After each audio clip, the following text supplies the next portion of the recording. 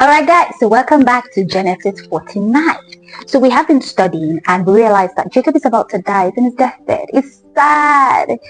I mean, he has blessed his grandsons, Manasseh and Ephraim. And now in Genesis 49, we're about to see Jacob's last words to his sons. Is he going to bless them? Is he going to curse them? Are we going to see some things of the past, catch up with them? Let's read, right? Let's go. So I'm going to try to make this as easy as possible, as quick as possible. So I'm going to have my, I've trusted, or I'm trusting that you have studied.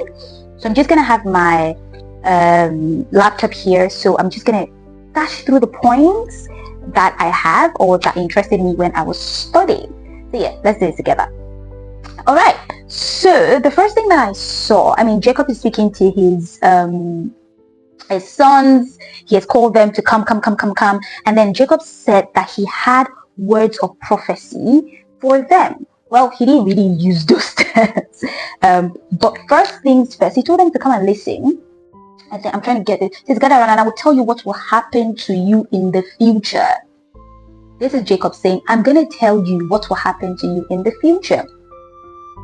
It says, I will tell you what will happen to you in the future. That's prophecy, right? And it just tells me that we have the ability to prophesy to our children.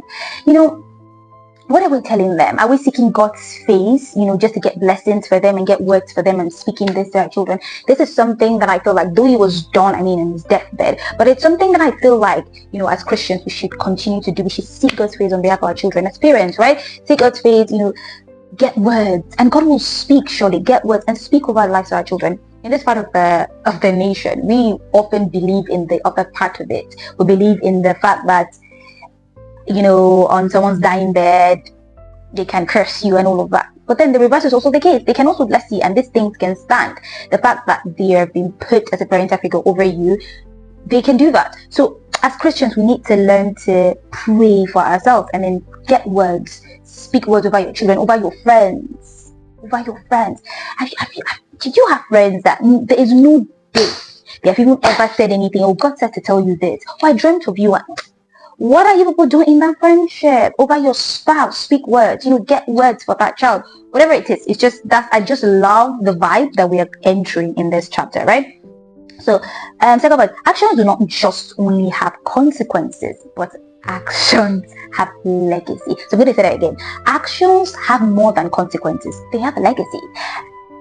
So we can see, in this entire chapter that, especially for the first brothers, Reuben, Simeon, we can see that, their actions in the past, came to haunt them, right? These were the consequences of the actions. If you remember that time that Simeon and the brother went to use their anger and, killed a lot of people, do we remember it, right? And we're thinking that, Jacob wasn't saying anything. He didn't confront the situation. So we can see all this coming out, for Reuben, right? He slept with his father's concubine, the dishonor, right? Those things, came here. And we can see clearly that let's be careful, or rather what I'm learning is let's be careful of our actions. Let's be careful of our actions, right? They have consequences, and not just consequences, they make legacy. I'm going to take that again. Let's be careful for our actions. They more than have consequences, they make legacy. Imagine, an action of Reuben is going to affect his generation. Children, they don't even know what this is. Simeon, same things, going to affect all of them. Why? Because they take actions and they were not thinking of the fact that these things could lead to more. And because of all of this, they were cursed, so many things were said, right? That shouldn't have been said. Imagine someone like Reuben, he was the firstborn, he had the firstborn right, but because of character and his action, that was taken away from him. Let's be careful, right? So another thing that was very instructive, the fact that character is so important. It can make or mar you.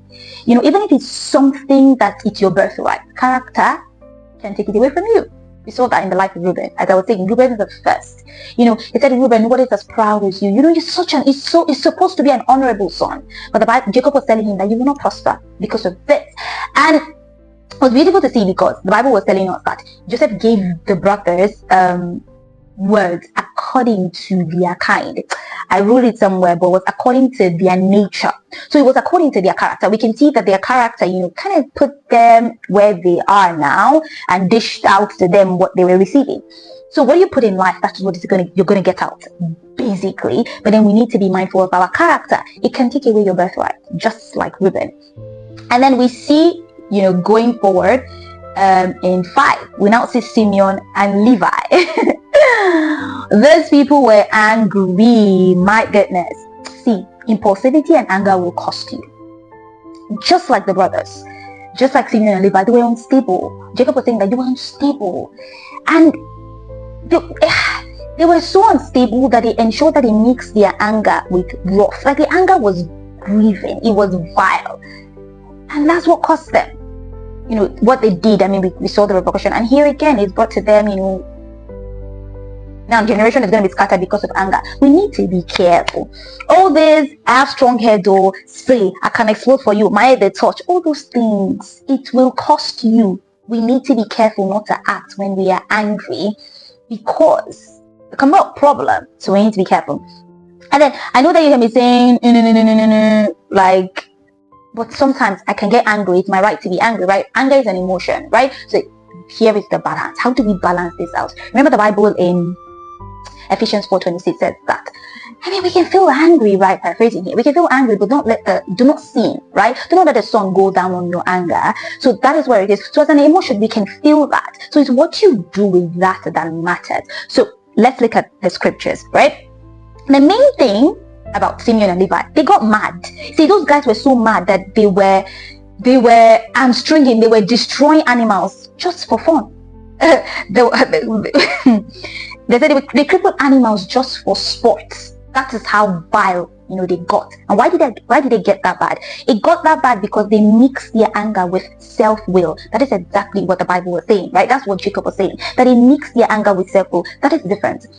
It's okay to feel hurt. It's okay to feel angry. But when it leads to sin is when you're mixing it with self-will and you're thinking about yourself. You're using it to push that pride, to push that hurt, to push all those fleshly desires. You kill, you enjoy yourself, you do crazy things. Like there's nothing in your mind that has consequence. There's no limitation to the anger. That is where anger gets crazy and it leads to sin. But you're angry, you feel the emotion normally, right?